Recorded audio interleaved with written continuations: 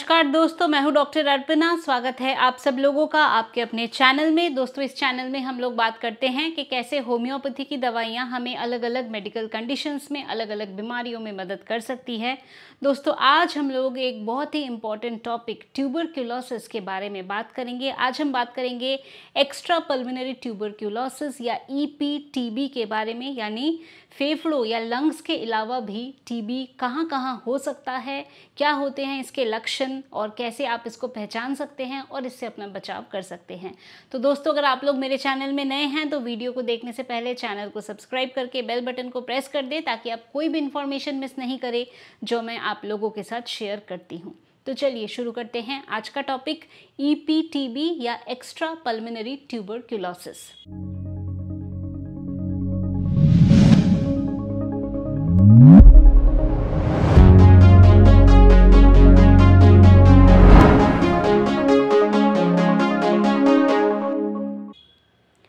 तो दोस्तों, जो टीबी बीमारी है किससे होता है? ये होता है माइकोबैक्टीरियम ट्यूबरक्यूलोसिस नाम के बैक्टीरिया से। तो दोस्तों, जो ट्यूबरक्यूलोसिस है ये इन्फेक्शियस डिजीज से होने वाले डेथ का नंबर 1 रीज़न हुआ करता था। अब टीबी का नंबर 2 पे आ गया है और पहले नंबर पे है कोविड। तो बेसिकली टीबी एक इन्फेक्शियस डिज़ीज़ है और इसका अगर इलाज नहीं किया जाए तो ये लाइफ थ्रेटनिंग कंडीशन हो सकती है। ऑल्दो इसका इलाज बिल्कुल मौजूद है, तो इसका इलाज ज़रूर करवाना चाहिए और इस बीमारी से आप अपना बचाव कर सकते हैं। तो दोस्तों, टीबी जो है ये ज़्यादातर हम जानते हैं कि फेफड़ों की बीमारी है। 3 हफ्तों से ज़्यादा खांसी है, बलगम में खून आ रहा है, टीबी की जांच कराएं। पर क्या आपको मालूम है कि ये जो टीबी है ये प्रैक्टिकली बॉडी के किसी भी पार्ट को इफ़ेक्ट कर सकता है। ये केवल छाती तक या लंग्स तक सीमित नहीं रहता। अगर तो टीबी छाती की है तो क्या इसमें लक्षण आते हैं? खांसी होती है, बलगम की जांच कराते हैं तो पता चलता है टीबी है। चेस्ट का एक्सरे निकालते हैं तो हमें टीबी के पैचेस दिख जाते हैं, तो इससे लगता है कि हाँ, इस पेशेंट को टीबी है या ये टीबी से ग्रसित है। पर अगर टीबी आपको छाती में नहीं हुआ, लंग्स में नहीं हुआ, कहीं और बॉडी में हो रहा है, तो उसे भी पहचानना बहुत ज़रूरी है। टीबी के कुछ लक्षण होते हैं। तो अगर छाती की टीबी है तो खांसी एक प्रमुख हमें सिम्टम मिलता है। इसके अलावा अनइंटेंशनल वेट लॉस, वज़न का घटना। तो अगर वज़न का घट रहा है, डाइट वगैरह सब ठीक है पर वज़न घटता जा रहा है।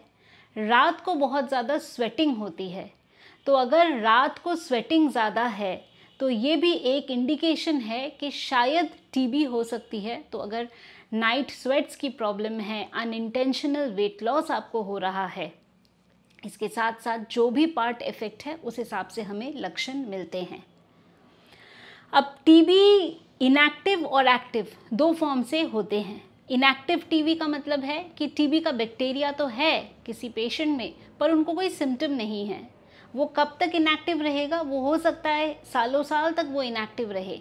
वो एक्टिव तभी होगा जब फेवरेबल एनवायरनमेंट मिलेगा उस बैक्टीरिया को आपके बॉडी में ग्रो होने का।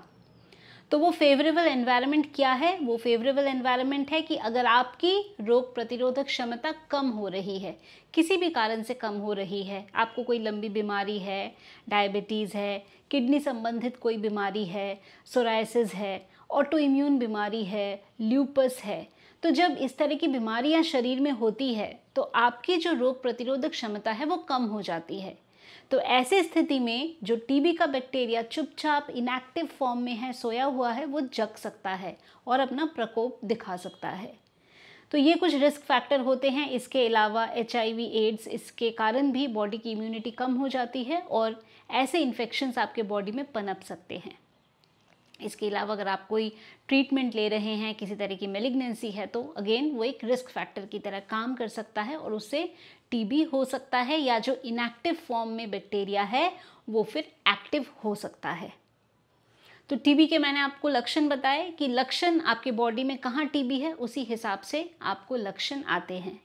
तो आज इस वीडियो में मैं आप लोगों को बताऊंगी कि EPTB या एक्स्ट्रा पल्मोनरी ट्यूबरक्यूलोसिस कितने प्रकार के होते हैं और एक बहुत ही रेयर टाइप का टीबी जो मैंने खुद क्लिनिकली एक्सपीरियंस किया है, तो इसके बारे में भी मैं आप लोगों को बताऊंगी। तो चलिए जानते हैं कि जो टीबी है वो लंग्स के अलावा और कहाँ कहाँ हो सकता है। अच्छा, टीबी का जो डायग्नोसिस है वो भी अगेन वो निर्भर करता है कि कहाँ टीबी है। अगर लंग्स में है, छाती में है, तो बहुत ही जल्दी इसका पता लगा सकते हैं, चेस्ट एक्सरे कराते हैं, पता चल जाता है। इसके अलावा और भी बहुत सारे टेस्ट आ गए हैं अब। CB-NAT टेस्ट है, जीन एक्सपर्ट टेस्ट है, टीबी गोल्ड स्टैंडर्ड टेस्ट है। तो इनसे पता चल सकता है कि आपके बॉडी में टीबी का बैक्टीरिया है या नहीं है, तो उस हिसाब से ट्रीटमेंट दे सकते हैं। अब हम बात करते हैं कितने प्रकार के और टीबी हो सकते हैं या बॉडी के और किस किस पार्ट को टीबी इफ़ेक्ट कर सकता है। टीबी आपके लिम्फ नोड्स को इफ़ेक्ट कर सकता है। लिम्फेडिनाइटिस हो सकता है टीबी के वजह से। पेट के लिम्फ नोड में सूजन आ गई, एब्डोमिनल टीबी है, इसके साथ में लिम्फ नोड में सूजन आ गई, तो लिम्फ नोड एक बहुत ही कॉमन मैनिफेस्टेशन टीबी का हो सकता है। उसके बाद पेट की टीबी, एब्डोमिनल टीबी, पेट में पानी इकट्ठा हो गया, एसाइटिस हुआ, फ्लूइड का एग्जामिन किया तो पता चला कि टीबी का बैक्टीरिया है। जो जेनाइटो यूरिनरी ट्रैक्ट है या रीनल टीबी है या किडनी की टीबी है, तो वहाँ टीबी हो सकता है। स्किन में टीबी हो सकता है, जॉइंट्स में टीबी हो सकता है। पॉट स्पाइन एक कॉमन मैनिफेस्टेशन होता है जिसमें देखते हैं स्पाइन में टीबी हो गया है, जिसे हम पॉट स्पाइन कहते हैं। तो इसके वजह से कमर में दर्द होना, घाव बन जाना, कोल्ड एब्सेस बनना, ये मैनिफेस्टेशंस हो सकती है। बोन में टीबी होना, टीबी मेनिंजस में होना, ब्रेन में होना, ब्रेन के कवरिंग में होना, तो जिससे मेनिंजाइटिस के लक्षण आते हैं, तो ऐसा हो सकता है। प्लूरा में होना, पेरिकार्डाइटिस के सिम्टम्स आना, ऐसे लक्षण होते हैं। तो अगर सेंट्रल नर्वस सिस्टम को इफ़ेक्ट कर रहा है तो न्यूरोलॉजिकल मैनिफेस्टेशंस इसमें आ सकते हैं। तो बेसिकली टीबी कहाँ पे इफ़ेक्ट कर रहा है, बॉडी के किस पार्ट को इफ़ेक्ट कर रहा है, उसी हिसाब से जो लक्षण है या जो सिम्टम्स हैं वो आ सकते हैं। टीबी मिलियरी ट्यूबरकुलोसिस या डिसेमिनेटेड ट्यूबरकुलोसिस का भी रूप ले सकता है, यानी पूरे बॉडी में वो स्प्रेड हो गया है और छोटे छोटे पैचेस पूरे बॉडी में बन रहे हैं। तो ऐसा भी हो सकता है जिसे मिलियरी ट्यूबरकुलोसिस कहते हैं, या डिसेमिनेटेड ट्यूबरकुलोसिस, यानी जो टीबी है वो बॉडी में फैल गई है। तो बेसिकली जो टीबी है वो प्रैक्टिकली कहीं पे भी इफ़ेक्ट कर सकता है। अगर हम कहीं का बायोप्सी कर सकते हैं, लिम्फ नोड में है तो वहाँ का हम बायोप्सी करके देख सकते हैं, या कहीं कुछ गांठ बन गई, सूजन बन गई, पॉट स्पाइन है, तो हम वहाँ पे जांच कर सकते हैं और बायोप्सी करके एक पार्ट लेकर या वहाँ का फ्लूइड लेकर हम उसको एग्जामिन कर सकते हैं और देख सकते हैं कि किस प्रकार के उसमें सेल्स हैं, और उससे पता चल सकता है कि टीबी है या नहीं है।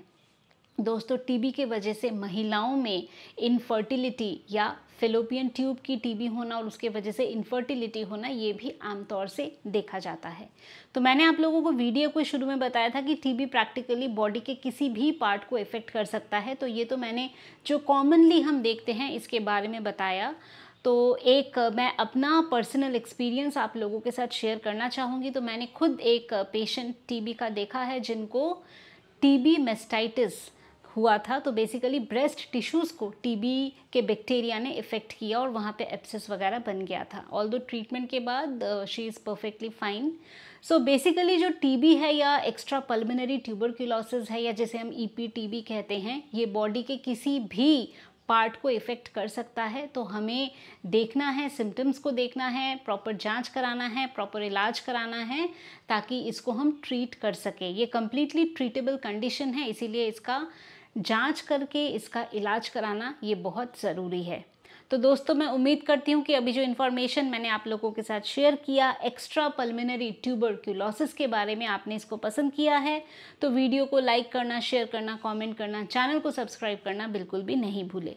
अगर आप चाहते हैं मेरे से अपॉइंटमेंट लेना, चाहे मेरे वेबसाइट drarpana.com पे, और वहाँ बड़े ही आसानी से आप अपना अपॉइंटमेंट बुक कर सकते हैं। अगर आप चाहें तो मेरे ऑफिस के व्हाट्सएप नंबर पे व्हाट्सएप के माध्यम से भी मैसेज भेज सकते हैं, वहाँ पे भी आप लोगों को अपॉइंटमेंट की सारी डिटेल्स मिल जाएगी।